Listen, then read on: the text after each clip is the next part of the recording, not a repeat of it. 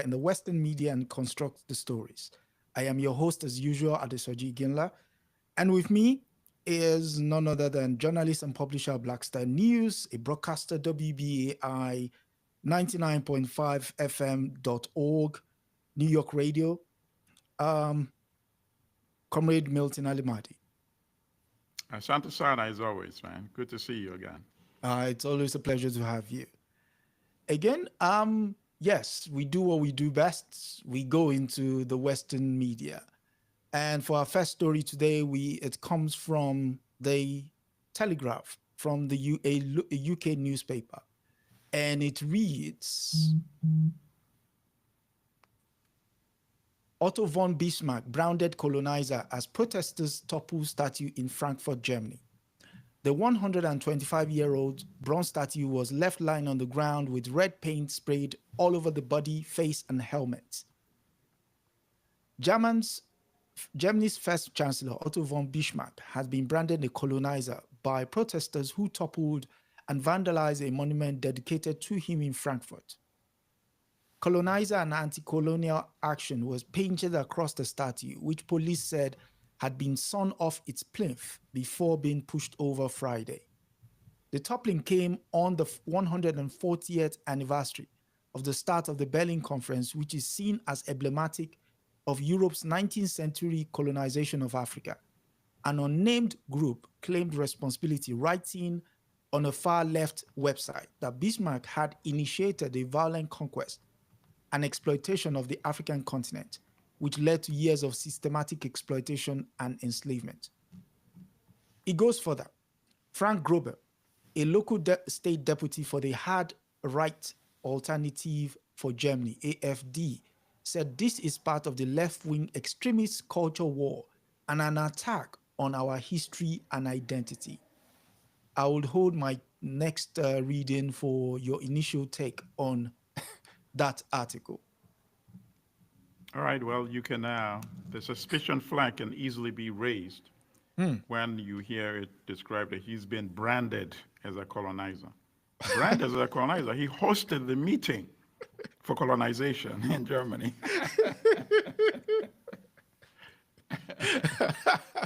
It's just completely...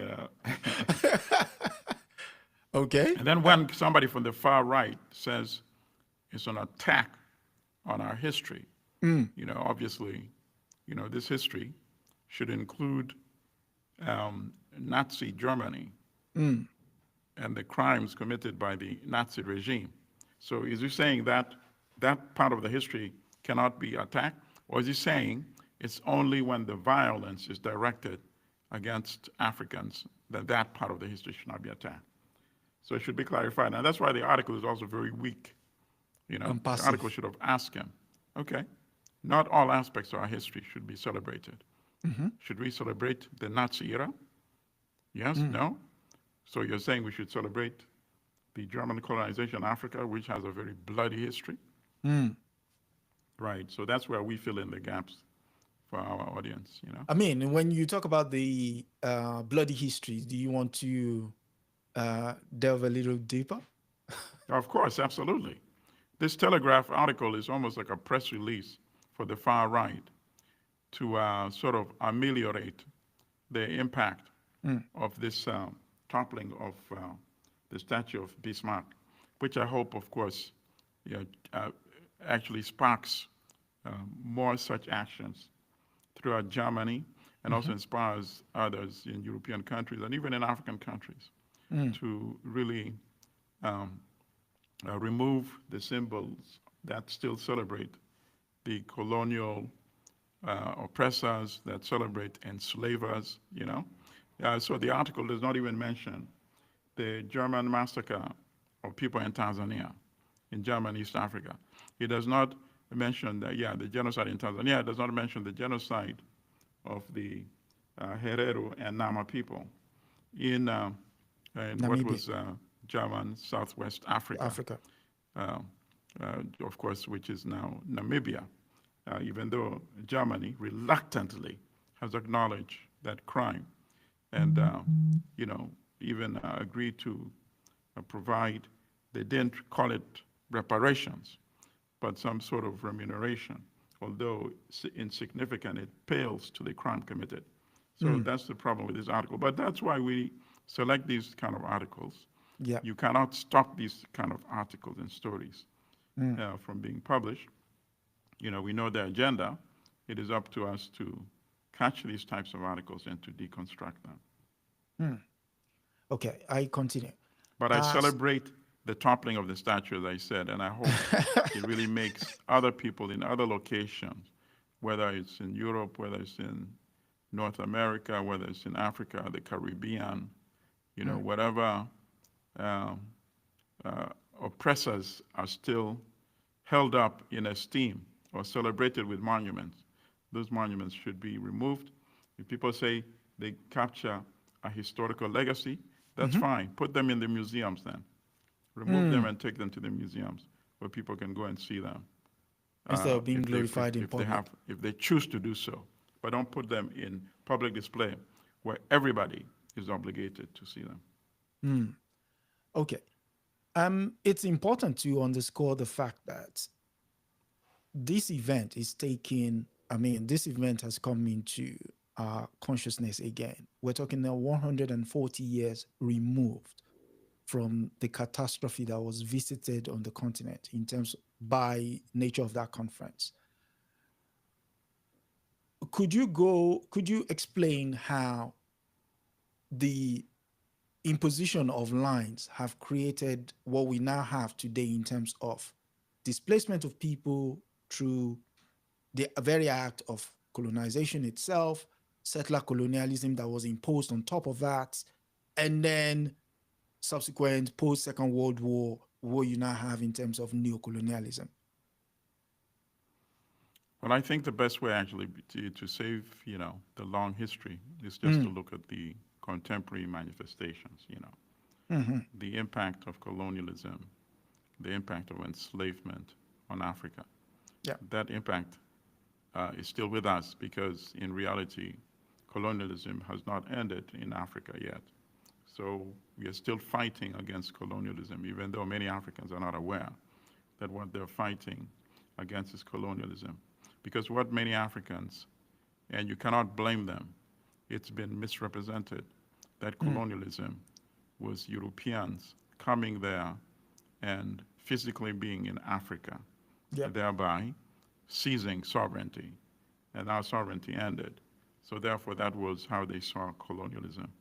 So they mistakenly equated the removal of Europeans from Africa as the end of colonialism, when in fact, the physical presence was only part of it.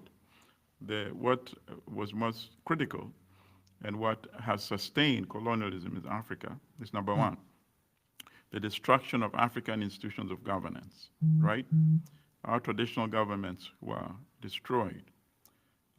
The destruction of African culture, the destruction of African spirituality, the destruction of African languages, and then the hijacking of Africa's economies. So for example, Africa, many African regions had established trade routes with China when some European states did not even exist. Many African states had established a long corridor from West Africa through North Africa, going all the way to Europe, to trade with Europe. Many Africans, and this is the part that's not well studied yet, had been able to sail across the Atlantic into what later on was referred to as the New World. So that was hijacked. They took away our production. You produce to satisfy your needs, correct? Yep. If you like eating a certain kind of food, you can grow it. That is what you grow on your farm. If you like wearing a certain type of clothes, you produce cotton, you produce textile, and then you produce the outfit, So now you're denied all those opportunities. And what you're told is, okay, you, Nigeria, you, Senegal, we want you to grow what they call groundnuts or peanuts in the United States. You in Uganda, we want you to grow tobacco. We want you to grow coffee. and we want you to produce cotton. You in Kenya, we want you to produce tea. Just think about that. So you're hijacking entire economies and saying, produce to satisfy my needs, but not your needs. And then I want you to abandon your own traditional outfits. I want you to buy the outfits that I manufacture in Europe using your cotton. And I am going to set the price for you. There's no bargaining. Forget that when you used to purchase items, you would go to your local market, right? Yep. Whether it's called a souk, there's no African country or region that does not have a market, right? A local market. Yep. You go there, you bargain, you negotiate, and then if you want, you buy the item, correct?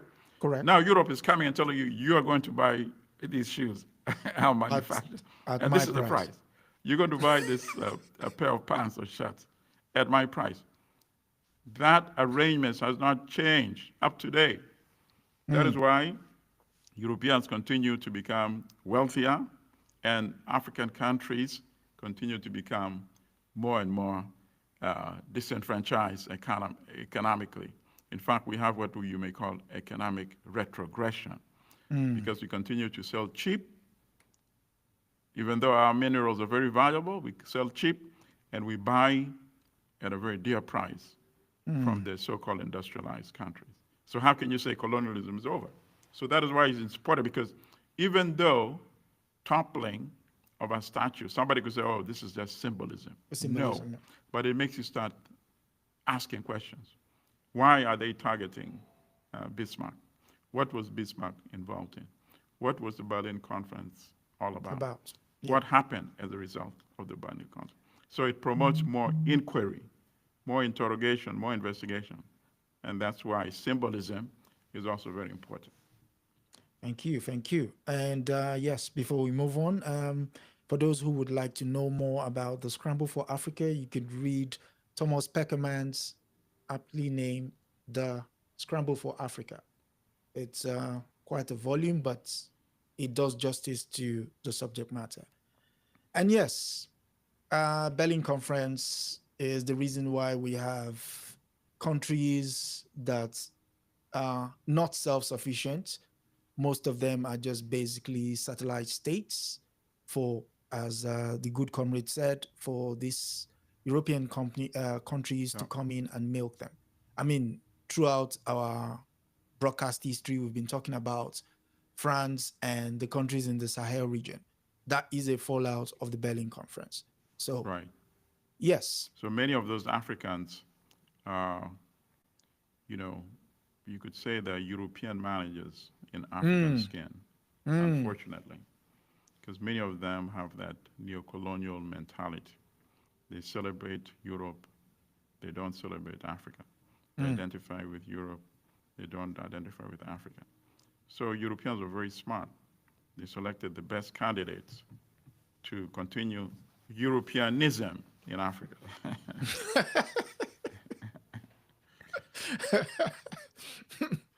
It's quite tragic. I want Europeans who are listening to this, any European, and I want them to share this thought with other Europeans. Imagine Africans coming to England or to Germany and saying, we like millet in Uganda. We want you to produce millet. That is what you're going to produce. And if you don't produce millet, I don't know what they eat in Germany. I don't even know what you eat in England. I know potatoes or whatever. Don't produce potatoes. You choose to produce potatoes instead of millet. We're going to fine you, or we're going to imprison you, or we're going to flog you. Think about that. That's the kind of economic dictatorship they established in Africa. So now you're producing millet, producing something you don't even eat. You're selling it to me in an African country. And then I'm saying, okay, now you're going to buy XYZ from Uganda or from Kenya at this price. Hello? Think about that.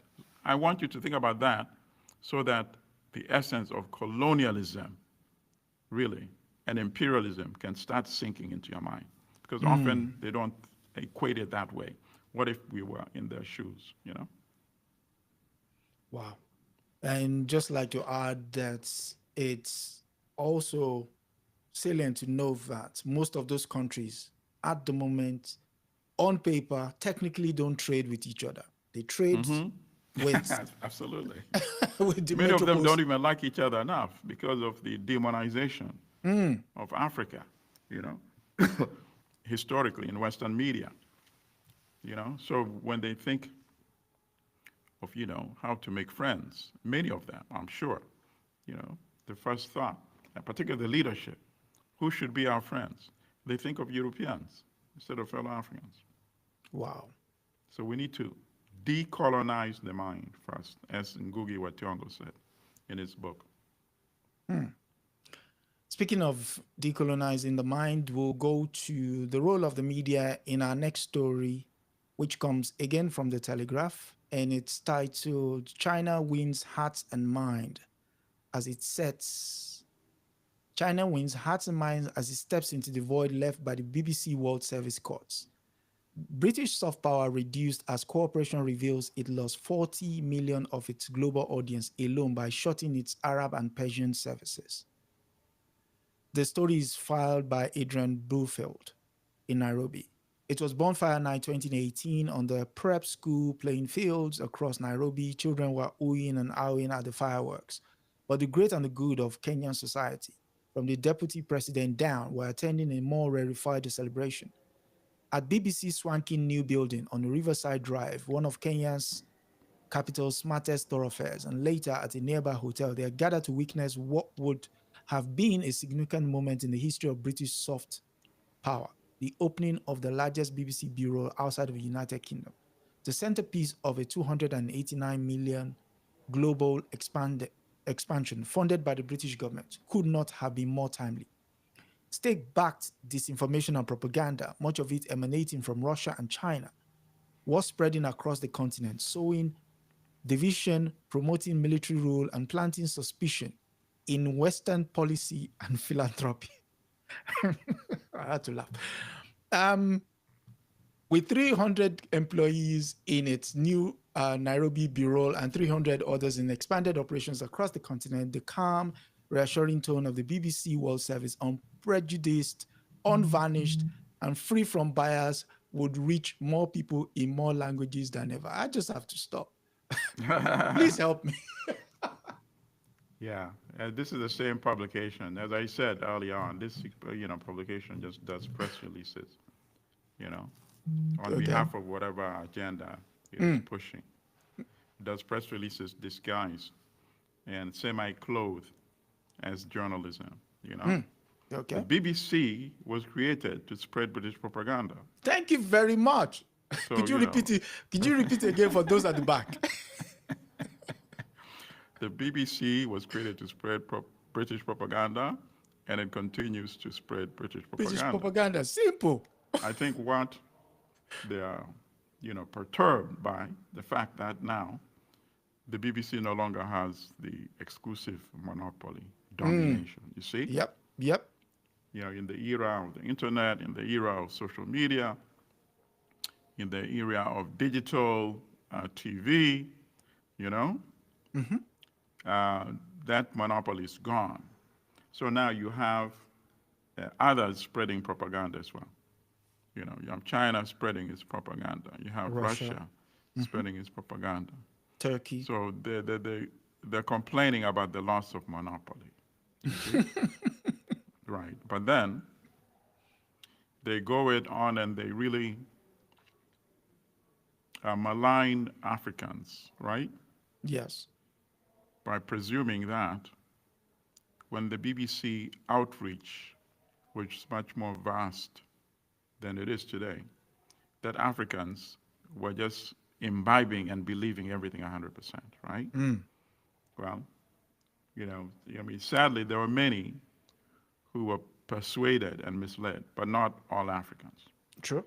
That's number one. But the worst thing they're saying is that only we have the right to mislead and misinform Africans. How dare, you know, China steps into and Russia, yeah. or whether it's Turkey, you know, all these other new powers, come on the scene to try to usurp our role of misleading. And why do you want to mislead? You want to mislead because you want to buy mental allegiance, right?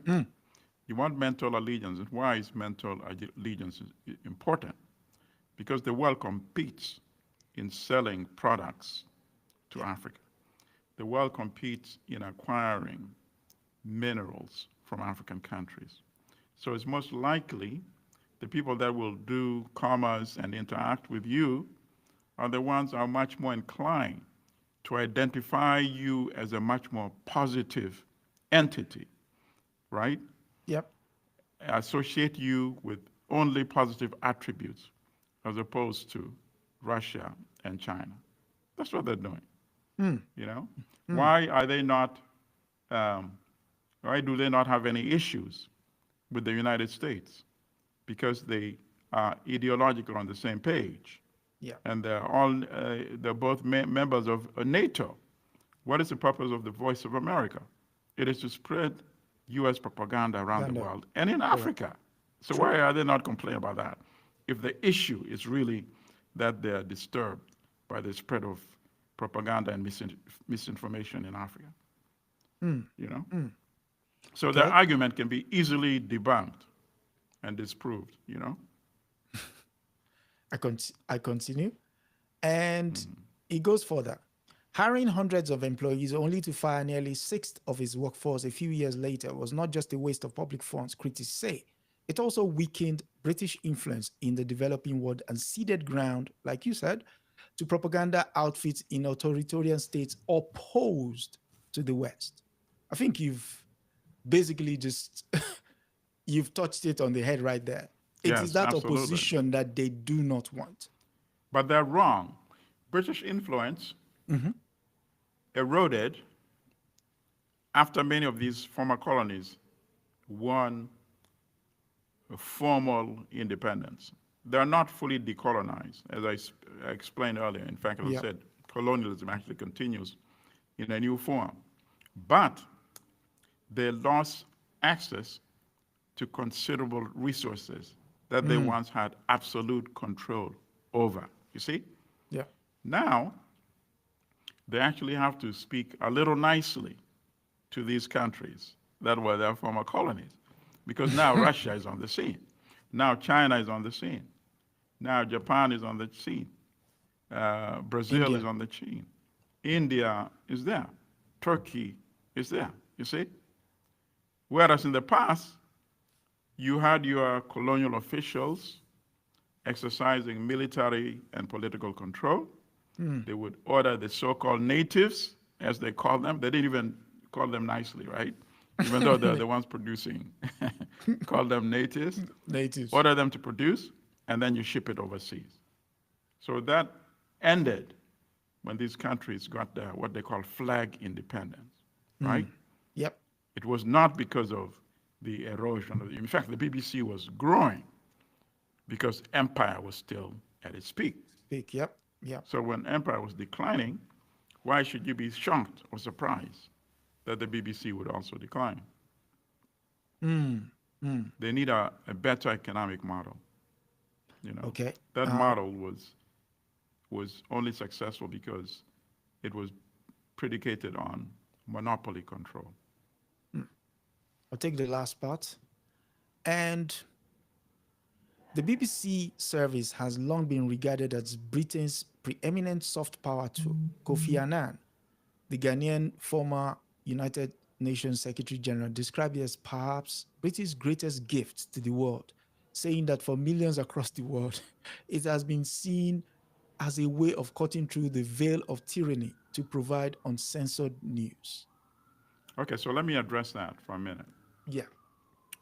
And that we cannot ignore that particular aspect. And that particular aspect is true, and I'll tell you why. It is true because the post-colonial governments in most African countries were tyrannical. And it's not tyrannical because there was something unusual or peculiar about them. They were tyrannical because they inherited the British or French or Portuguese or Belgian or Spanish or German tyrannical system. Yeah. You see? Colonialism was a tyranny. The governor spoke, and that was it. When the governor didn't like something, he could declare a state of emergency. He could detain someone, correct? Without trial. The governor could rule by decree. There was no parliament, correct? The natives were ordered to produce and to purchase. And that is the state that many of these African, whether presidents or prime ministers, inherited. And they operated that same state. So even the media broadcast was tyrannical. At one time, most African countries had just one national radio station, one national newspaper, you see? So whenever Africans heard the BBC, that was like manna, it was from a gift from heaven. Because it said whatever the tyrannical African government was not saying. So it was very welcome. The government would not tell you if there was an insurgency going on and gaining ground, coming closer to the capital city. You could only hear that on the BBC. Yeah. You see? Yeah. Yeah. But having said that, it does not negate everything I said before that. The BBC at the same time was still spreading British propaganda. So while I agree with Anand on that particular context, I want to broaden it and put it in a larger context. Okay. So finally, what would you say in terms of, I'm going to extrapolate now, could the Americans be in for some sort of, I mean, I laugh in jest, but the serious nature of how he's moving in terms of people who are basically going to kowtow to whatever his whims and caprices are on the day seems to be the order with the way his cabinet speak and those around the corridors of power are, basically singing from the same hymn sheet. Could this be a tyrannical system in terms of the way the information flows? Could that be imposed on the American system, or do you think the American system would balk at such an imposition? Oh, yeah, absolutely. He knows he can only go so far. Okay. He cannot issue directives to MSNBC, to NBC, to CBS, because at the end of the day, these are business entities, and they have shareholders, you see? Okay. So when you start affecting the pockets of Americans, forget it. Your name could be Sir Trump, but no, you're taking money out of me. These are private. That's the thing that will cause them some trouble if it starts impacting them, economically. But would it impact the output of the organization in terms of their broadcast or journalistic? I mean, I'm using the word journalistic in inverted commas. I'm not a very big fan of many of these corporate entities, to be honest with you. Okay. Many of these corporate entities, corporate media, have been misleading the people anyway. Many of these corporate entities only focus on elite news coverage, right? There's a lot of classism that's not really been sufficiently analyzed. Stories of the low-income communities, are not sufficiently reported or investigated. You see? That's why they're so confused. They don't understand what's going on. They say, how could a vile, racist, misogynist like Donald Trump get millions of votes more than a relatively much more decent person like Kamala Harris? How could he win all the so-called swing states, battleground states?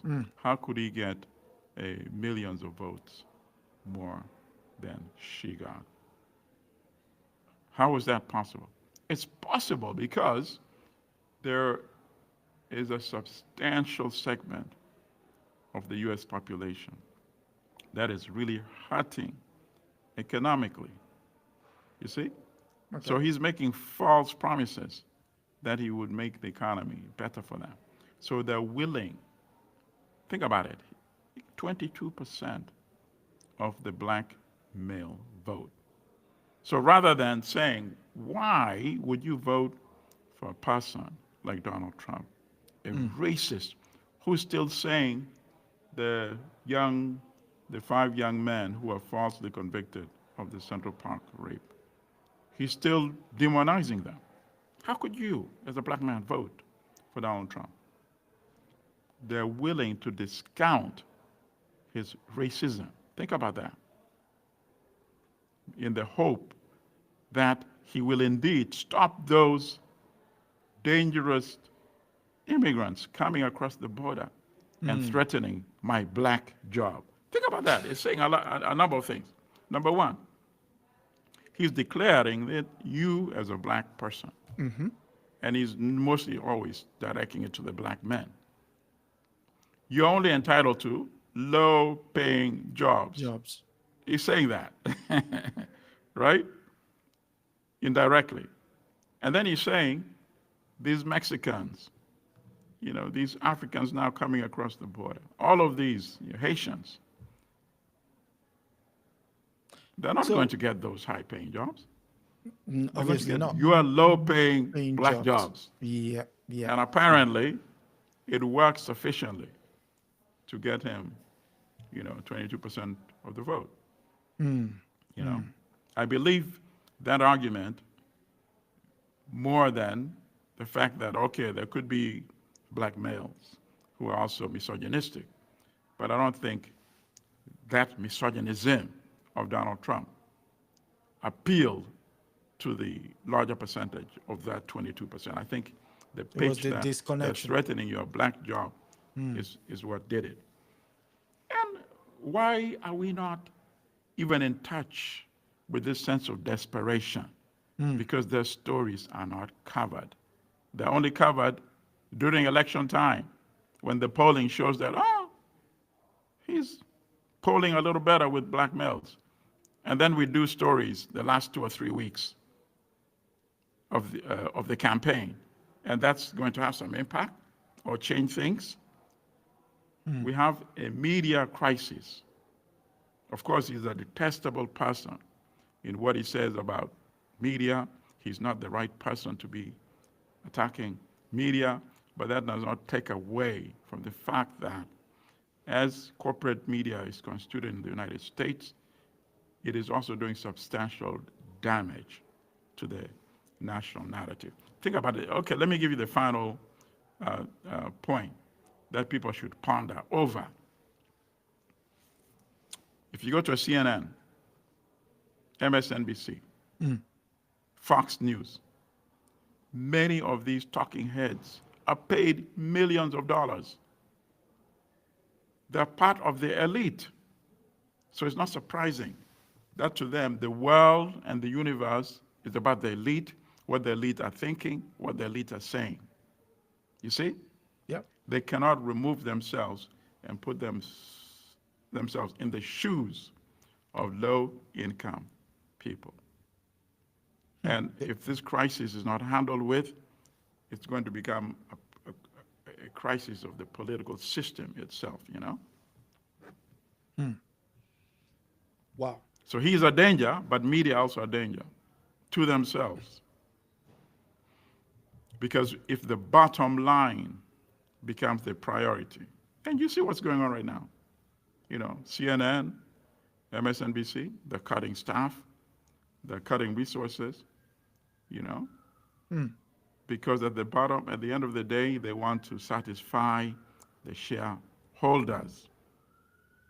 I don't think in the long run that's a formula that can work in a so-called democracy. You just can't. You need to find some balance, and that's why people could say, okay, the BBC may go to the other extreme, but you need to find a balance somewhere. If you're going to have private media, you need to have a formula. Say, for example, first of all, okay, so if we think diversity, right? ethnic, religious, political, is a good thing in corporate America, right? Yeah. If we think that's fine, why should it not follow that there should be diversity in news, focus, and content as well? That's an important It's question. common sense, Yeah. you know. But it's hard if I am the CEO at MSNBC or Fox News, right? Or CNN. And my number one priority is to make my media platform more profitable, right? Yeah. When and under what circumstance am I going to contact my colleague and say, listen, guys, we are part of the problem. Let's have a conversation. No. Our number one concern is profit. Profit, exactly. And I can maximize profit by cutting costs, which of course reduces the quality of the journalism, which is already challenged in the first place. So it becomes like a self-spiraling cycle toward destruction, The media may destroy themselves, but it won't be primarily because of Donald Trump. Now, speaking of the media and how post-colonialism has been covered in Africa, we go to The Guardian for the next story, which it's about mining executives in Mali. And it reads, British mining executives held in Mali freed after a 160 deal to settle tax disputes. Resolute Mining Chief Teres Holohan and 2 employees have been held since 9th December. 3 British mining executives who have been detained by the government of Mali have been released and safe and well after agreeing to pay 160 to settle a tax dispute. They were detained at the end of a meeting with government officials held to discuss tax and other state claims that the miner had previously said were unsubstantiated. The miner agreed to pay $160 million to the Mali government this week to help resolve the tax dispute. It goes on. Resolute, which has a gold mine in Mali, said last week the 3 employees have been treated well and were receiving support from the UK and other embassies and consulate. Mali, which is one of Africa's biggest gold exporters, rewrote its mining laws last year to increase state and local ownership in the industry and extract more money from international companies. Negotiations with international mining companies have been fraught. In September, the government detained 4 local employees of Barrick Gold, the world's second largest gold miner by market capitalization, for 4 days. Now, this is the funny part. Mali had been battling the jihadist insurgents for more than a decade after the Libyan civil war destabilized the Sahel region to its south. With many Western donors leaving the country, Mali's government has been struggling to raise money to pay the Russian mercenaries and fund its own military. Can you spot anything in that story? Yes. Please tell. All right, so, more power to Mali, of course. I mean, Mali, by rewriting its laws, it's directly attacking neocolonialism and global economic imperialism. And if they paid 160 million, it means the true amount owed might have actually even been higher. Much more than that. Correct? Correct. These companies would not pay 160 million without saying, no, we're not paying, we're going to take this for international arbitration. An international arbitration jurisdiction, right? Some court. That's what they would have done. And the fact that they're continuing to do business there shows you how they do. that it was worth paying the 160 million. And indeed, it was owed. So that's a good development. So what Mali is doing is it did what Jerry Rawlings did when he came to Yes. power Yes. in Ghana with Kaiser Aluminum. And because Kaiser had the factory, the aluminum plant, right? Yeah. Yeah. Producing aluminum. But the government controlled the power for the water, right, from the Volta River project. And so when Rawlings came, they said, you know what, we know you've been underpaying our country since the days of Kwame Nkrumah. Yeah. So we are demanding an increase in the price that you pay us for electricity. And Kaiser refused. So the Ghanaians said, okay, go and pump your own water then. There's going to be no power flowing. So what did they do? They increased the rate that they were paying Ghana by 3 times, 300%, which meant they owed Ghana 3 times, dating back to when Nkrumah opened that plant in 1966. Wow. I don't know whether that back money was recovered, but going forward, that was what they started paying. Henceforth, Tanzania did the same thing. It was with gold as well, under the late President Magufuli. He said, you've been stealing. They said, no, we've not been stealing. He said, you've been stealing. We want you to pay us the back amount you owe us for the gold, which you've been getting for peanuts. These are the new rates. This is the new fair, equitable rate. They refused. So Magufuli said, okay, so the contract is gone. I'm not going to honor it. What are you going to do? So there was an impasse for a long time. They realized Tanzania was not going to budge. Yeah. They came back and they paid.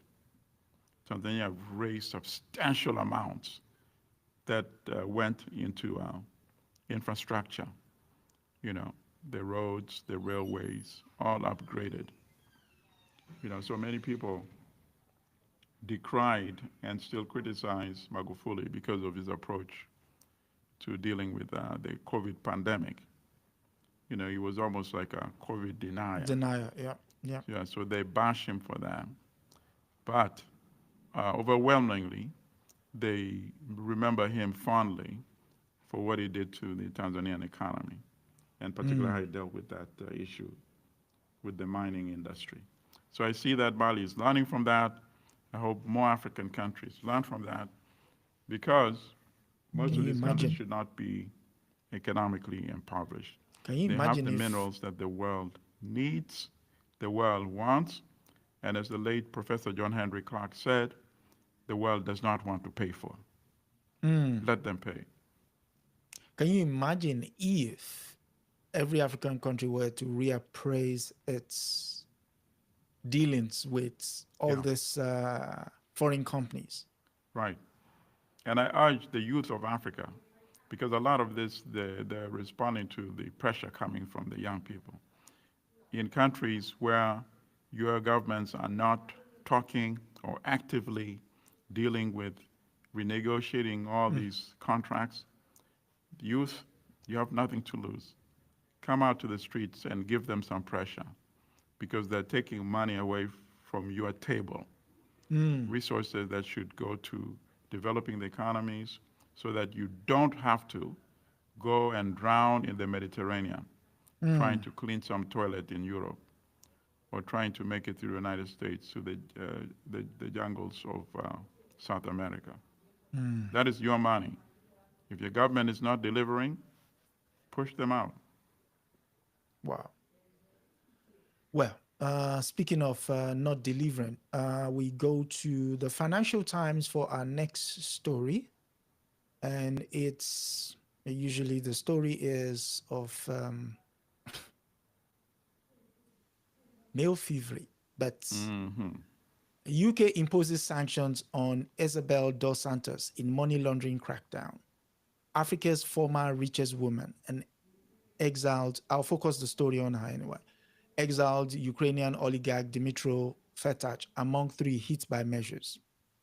The UK has imposed sanctions on three people, including Africa's former richest woman, as the Labour government steps up effort to clamp down on those who enable money laundering through Britain's financial system. The measures hit Isabella dos Santos, the daughter of Angola's former president, and who is accused of money, from the country's gas supplies, and as well as Evers Lemberg, one of Latvia's richest men who were jailed last year for bribery by a court in Riga. Former Foreign Secretary David Lammy said the sanctions mark the first step in delivering an ambition to take on kleptocrats and the dirty money that empowers them, he added. The tide is turning. The golden age of money laundering is over. The designations were made under a UK regulation aimed at combating global corruption, passed in 2021, which allows sanctions to be levied on people involved directly or indirectly in bribery or misappropriation of property. It has been now used against 50 individuals. The Foreign Office said Thursday's sanctions mark a step change in how the government is using its sanction powers to make the UK a more hostile environment for corporate powers to operate in, by also targeting enablers helping to move wealth into UK assets. Where is the part? Okay, the last part for me. Dos Santos, who once claimed to be Africa's former woman billionaire, systematically abused her position at state-run companies to loot Angola's resources during her father's 38-year rule. The UK said as it imposed an asset freeze and travel ban on her. She rose to chair Angola State Oil Company under her father's rule after amassing business interests across the economy. Her downfall began soon after a new president came to power in 2017, and since 2020, she has faced lawsuits or criminal investigations in multiple countries. Here we go. Over to you. Oh, yeah. I mean, I support this totally, of course.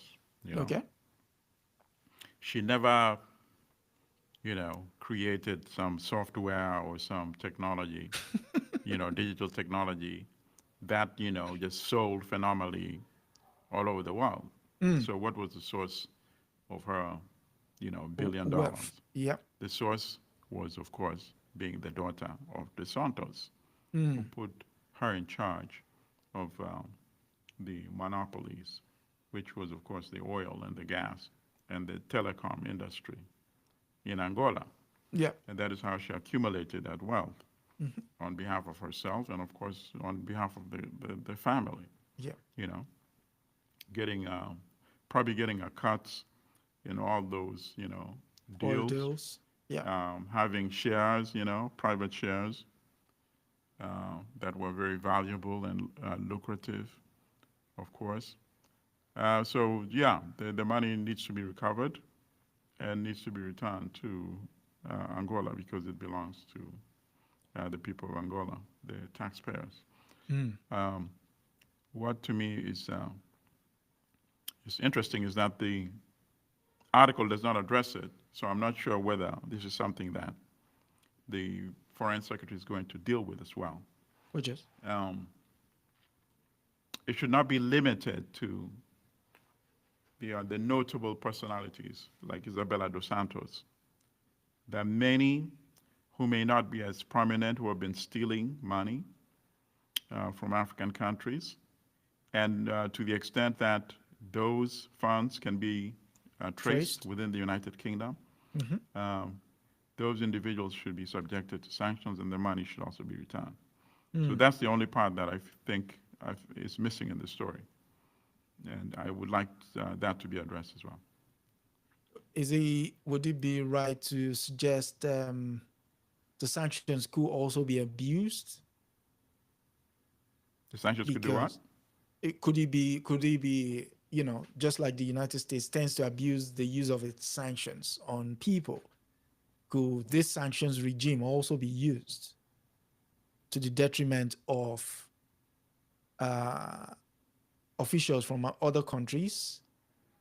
I'm not saying. Well, that's possible, but it doesn't mean that they should gut it for that reason alone. If that issue comes, then that should be addressed, as they come along. They should be challenged. But in this particular case, there's no question about the fact that she accumulated the resources from state Yeah. institutions. So when it's clear cut like this, it needs to be supported and celebrated.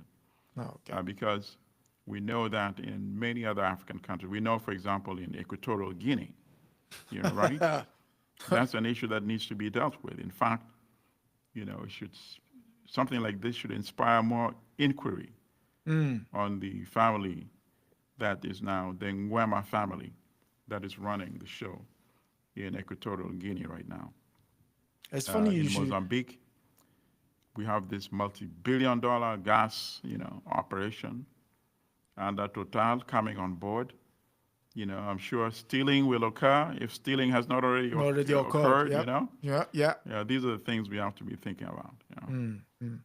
It's funny that you mentioned that there should be an inquiry. Actually, there was a book published by Tom Burgess titled "The Looting Machine." Isabella is actually mentioned in there. Nguema is mentioned in there. Interesting. Mobutu is in there. I mean, a whole host of names. Okay. So apologies to my brother, because my brother actually, Andrew, got me a copy of that book last year. No. I am ashamed to confess that I haven't read it yet. Oh my God. But now I will. Now that you've held it up like that to shame me, I'm going to read it. So you've allowed the looting machine to gather dust. Yes, I have it. I will read it for sure. It's a brilliant read. It's a brilliant. Right. I mean, even in page 10, the expose, from page 10, the expose is on Isabella dos Santos. And it goes into detail. Okay, so this is my, this is my suggestion then. I'll read it, and at some point, let's devote an episode to discuss it. We should. Yeah, looting. Okay. Yeah. So, speaking of from looting to leaders who have decided, abduction is the way to deal with their opponents, in inverted commas. And we go to the New York Times for our next and final story, which is titled "Uganda's opposition leader who was kidnapped in Kenya turns up in court." Kizza Besigye, a former presidential candidate, went missing over the weekend as he visited the Kenyan capital, reappearing days later in military custody back in Uganda. A prominent Ugandan opposition leader, a figure who disappeared last week while in neighboring Kenya, surfaced on Wednesday in a military court back home, where he was charged with security-related offenses, his wife and Ugandan officials said. The latest case to raise alarm and a widening opposition crackdown in both East African nations. Kizza Besigye, a former presidential candidate in Uganda, was kidnapped on Saturday while visiting the capital, Nairobi, for a book launch by Kenyan politician. His wife, Winnie Byanyima, said on social media early on Wednesday. Ms. Byanyima did not elaborate on how Mr. Besigye was abducted or by whom. Now we go further for more details. Mr. Besigye, who is also a physician, has in the last been arrested and assaulted by security officers, placed under house arrest to prevent him holding political rallies, and accused of treason and rape. He was acquitted of rape, and the treason charges were later squashed. On Wednesday, both Kenya and Uganda's opposition officials decried the mysterious ways in which Mr. Besigye was removed from Kenya, which have seen a wave of abductions in recent months. This includes the kidnap and torture of activists and protesters who have been agitating against the government of President William Ruto. Kenya must decide whether they want to be a constitutional democracy governed by the premise of the Bill of Rights and tenets of justice, or a tyranny. James Orengo, the governor of Siaya County and a member of the opposition Orange Democratic Movement, said on social media. In October, the United Nations Refugee Agency said it was deeply concerned that Kenya had sent back 4 Turkish refugees who had been abducted by marksmen at gunpoint. In July, 3 dozen opposition members who had traveled to Kenya, participated in governor cause, were also deported. They were charged with terrorism-related once they arrived home. Before you, question is, could you speak to Kenya with the level of abduction before you go to the state-sanctioned violence that is Uganda? Wow. I think the true Ruto is now stepping forward once again. You see? Okay. And, even without dealing with the Ugandan opposition Situation. leader, Yeah. Besigye, the history of abduction of opponents domestically is very prominent in both Kenya and Uganda. You don't hear about it in Tanzania, although now, recently, ironically, under the current government, I'm hearing stories about that more now.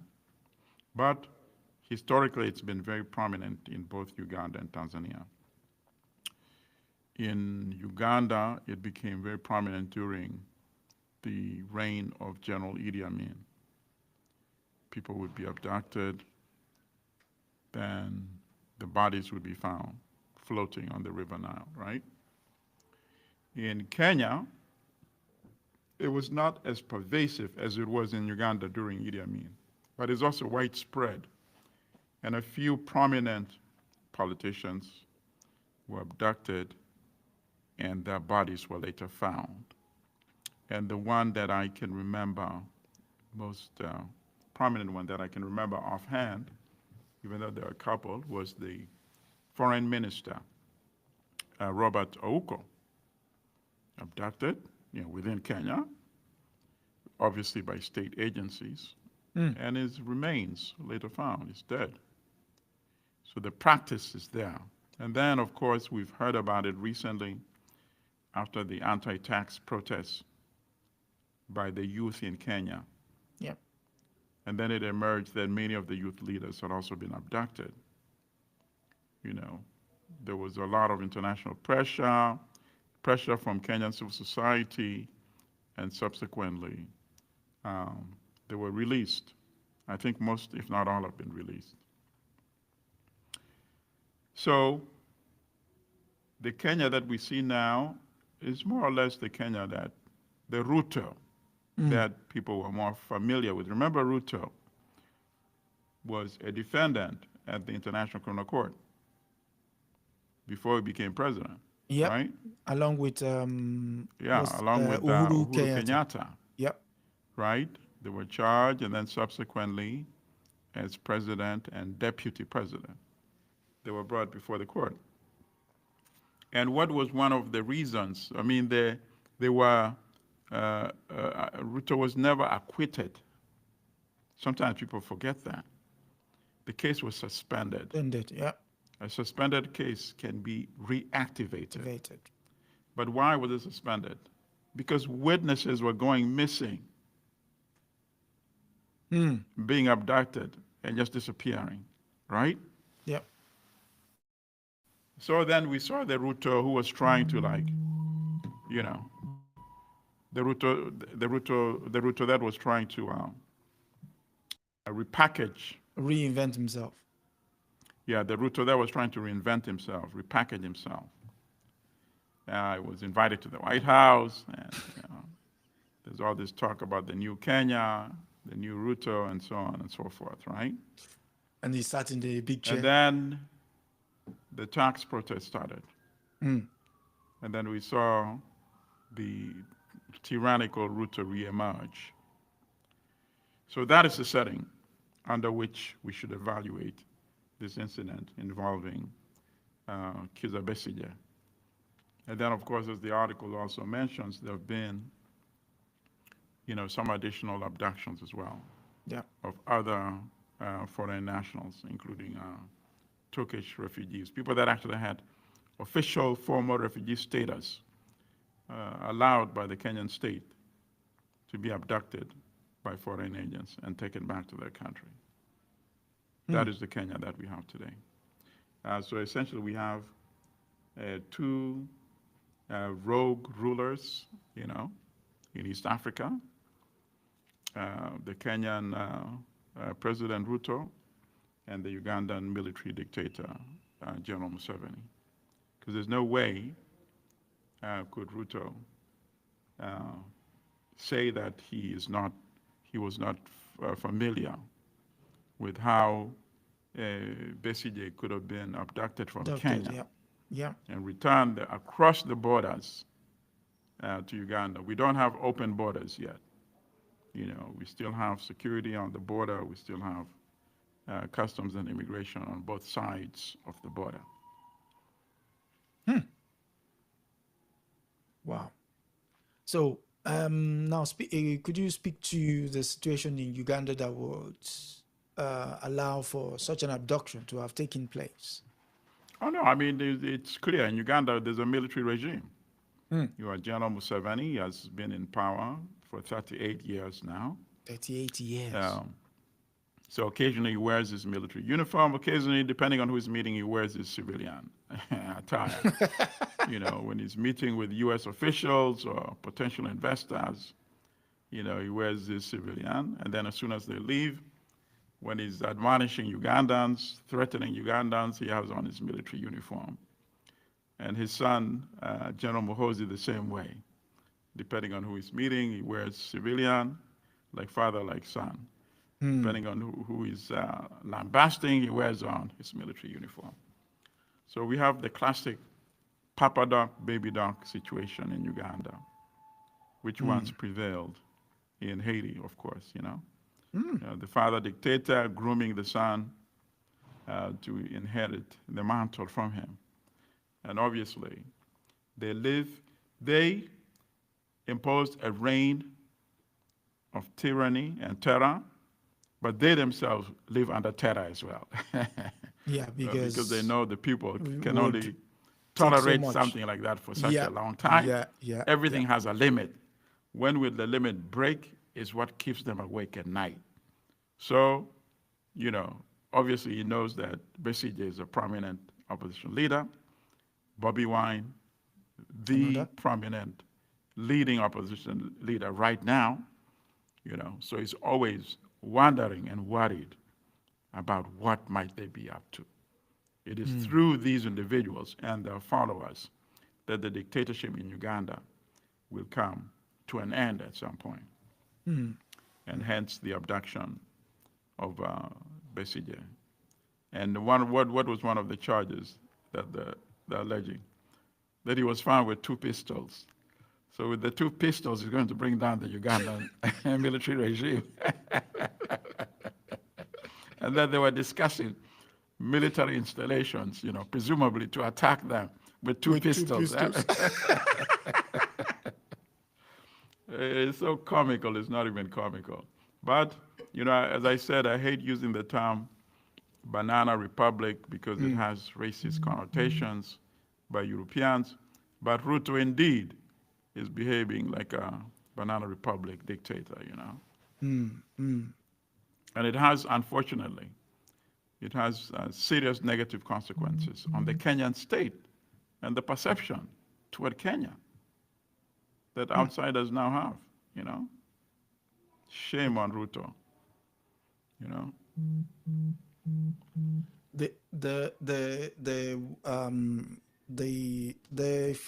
The worst part about the Kenyan situation is it's supposed to be the bastion of democracy, but the fact that it's facilitating, particularly in East Africa, exactly, you know, given the chaos in Uganda, you know, the only time I think Kenya almost got sucked into the regime of coups was 80, I think it was 81 or 82.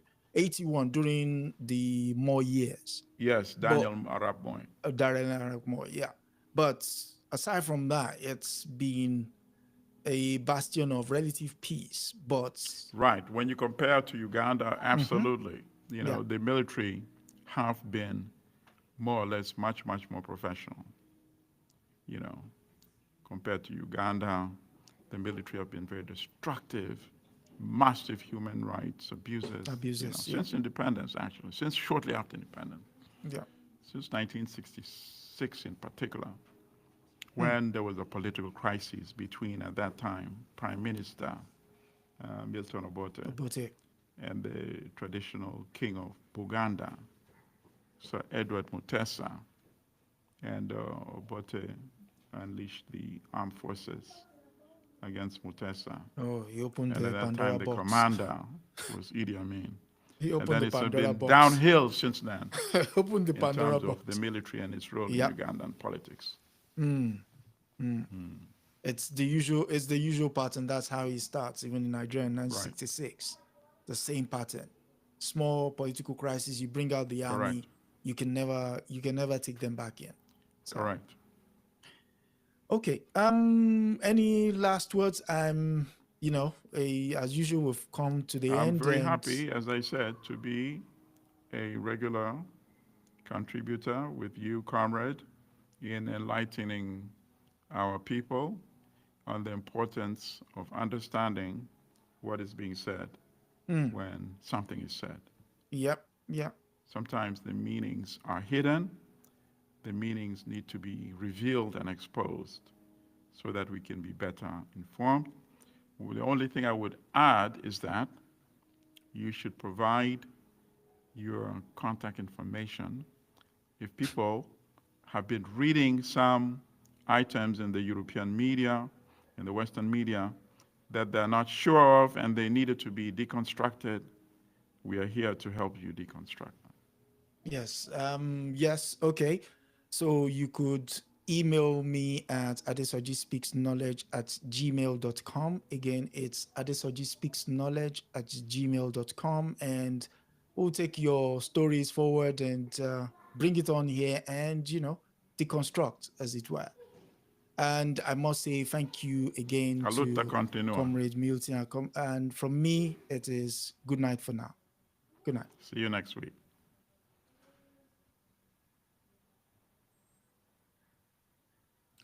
Yes, I believe that's it. Oh, It's good?